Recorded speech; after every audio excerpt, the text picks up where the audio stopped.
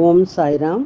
ஸ்ரீ சாயின் ஆசீர்வாதத்துடன் ஸ்ரீ கோவிந்த் ரகுநாத் தபோல்கர் என்ற ஹேமாத்மன் இயற்றிய ஸ்ரீ சாய் சச்சரித்திர கிரந்தத்தின் அடிப்படையிலே தொகுத்து மூல மராத்தியிலே விரிவுரையுடன் இயற்றிய தைந்தின் சாயிபோத் பேராசிரியர் டாக்டர் சீதாராம் கணேஷ் தேசாய் அவர்கள். இந்த நூலின் தமிழ் மொழிபெயர்ப்பு ஸ்ரீ சாயின் தினசரி ஞான போதனை தொகுத்து வழங்குபவர் டி.ஆர். மாதவன் அவர்கள். பிரார்த்தனை. சமர்த்த சாயி, இச்சிறு மந்திரம் புனிதமான ஜெயமருளும் மந்திரம். இது இனிய பக்த பாவ மோக்ஷ சூத்திரம். அவரது புனித வாழ்க்கை வரலாறு மதுரம். சாய்நாதர் கடவுள் பக்தியுள்ளவர், தர்மத்தை பின்பற்றும் பிரபஞ்ச பாலகர். இப்போது இவர் வாழ்க்கை வரலாற்றை பாடுங்கள். மன அமைதியை பேணுங்கள். ஈஸ்வர் அல்லாஹ் ஒருவரே கூறுவார், கடவுளில் வேறுபாடு இல்லை என்பார். சாய்ராம் உங்கள் அன்பான சொற்கள், பக்தியும் மரியாதையும் அருளும் வார்த்தைகள். ஓம் ஸ்ரீ சாய்ராம். ஸ்ரீ சச்சிதானந்த சத்குரு சாய்நாத் மகாராஜ் கி ஜெய். ஓம் சாய்ராம். ஸ்ரீ சாயின் இன்றைய ஞான போதனை அத்தியாயம் 17 ஓவி 34. ஞானம் மற்றும் புத்திசாலித்தனத்தின் சாராம்சம் எங்கே? இணக்கமாக இருக்கும் மனம் அவன் மட்டுமே இறுதி நிலையை அடைகின்றான். மற்றவர்கள் வழிவிலே சோர்வடைகிறார்கள். விளக்கம். பிரம்ம ஞானம் அடைய முடியாது என்பதை அந்த பேராசை கொண்ட பக்தருக்கு சாயி மகாராஜ் விளக்கினார். மாசு, கவனச்சிதறல் மற்றும் மூடுதல் ஆகிய 3 குறைபாடுகளால் இதயம் தூய்மையற்றதாகிறது. தன்னலமற்ற வேலையை செய்வதன் மூலம் மனதினுடைய மாசுக்கள் அழிக்கப்படுகின்றன. வழிபாட்டின் மூலம் சந்தேகமும் பதட்டமும் நீங்குகின்றன. மேலும் அறிவு வெளிப்படும் போது அனைத்து துரதிர்ஷ்டங்களின் விதையையும் மறைக்கும் திரை அழிக்கப்படுகின்றது. ஒரு பயணி துரதிர்ஷ்டங்களின் விதையையும் மறைக்கும் திரை அழிக்கப்படுகிறது. ஒரு பயணி காட்டிலே நடந்து செல்லும் போது வழியிலே இருளும் நிலவொளியும் இருப்பதை காண்கின்றான்.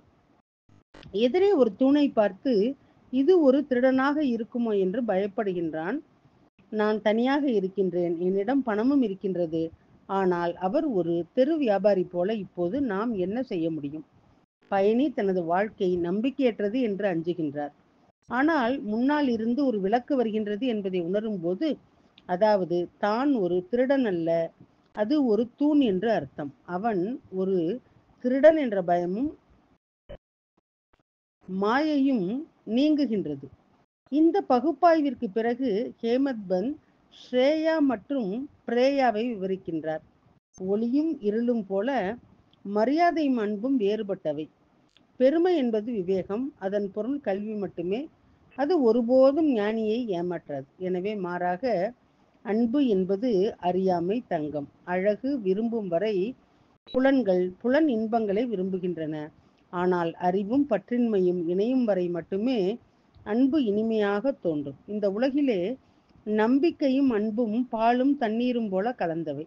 ஒரு அன்னம் பால் மற்றும் தண்ணீரினுடைய கலவையிலிருந்து பால் மற்றும் தண்ணீர் இரண்டையும் குடிப்பது போல பொறுமையும் புத்திசாலியும் தேடுபவர்களும் நல் ஒழுக்கத்தை ஏற்றுக்கொண்டு அன்பை துறக்கின்றார்கள். ஆன்மீக, மனோ தத்துவ மற்றும் ஆழ்நிலை உலகங்களின் தீவிரமான மும்மடங்கு வெப்பம் இரும்பு சக்கரத்திலே எரியும் போது தேடுபவர் இரும்பு சக்கரத்திலிருந்து தப்பிப்பதற்கான வழியை தேடத் தொடங்குகின்றார். ஒரு கனவிலே ஆலங்கட்டி மழை விழுந்து எண்ணற்ற அளவிலே குவிந்தது. ஆனால் நான் விழித்தபோது அவற்றால் என்ன பயன்? சூரியனின் கதிர்கள் எட்ட முடியாத இடத்தையும், புத்தி பின்னோக்கி செல்லும் இடத்தையும், வேதங்கள் மற்றும் ஸ்ருதிகளின் கால் தடங்கள் கூட நுழைய முடியாத இடத்தையும் ஸ்ரேயஸ் குரு தனது கைகளால் காட்டுகின்றார்.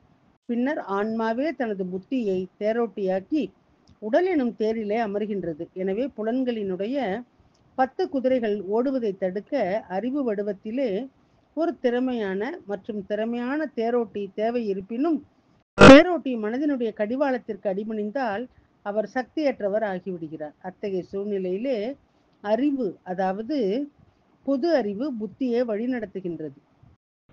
மனதை கட்டுப்படுத்தும் திறன் கொண்டவர் மட்டுமே உயர்ந்த பதவியை அடைகின்றார். மற்ற தேடுபவர்கள் நடுவிலே சோர்வு அடைகின்றார்கள். குறிப்பு: கடவுளின் அருளாலும் குருவின் ஆசிகளாலும் மட்டுமே ஒரு மனிதன் உயர்ந்த பரமபதத்தை அடைய முடியும். ஓம் ஸ்ரீ சாய்ராம்.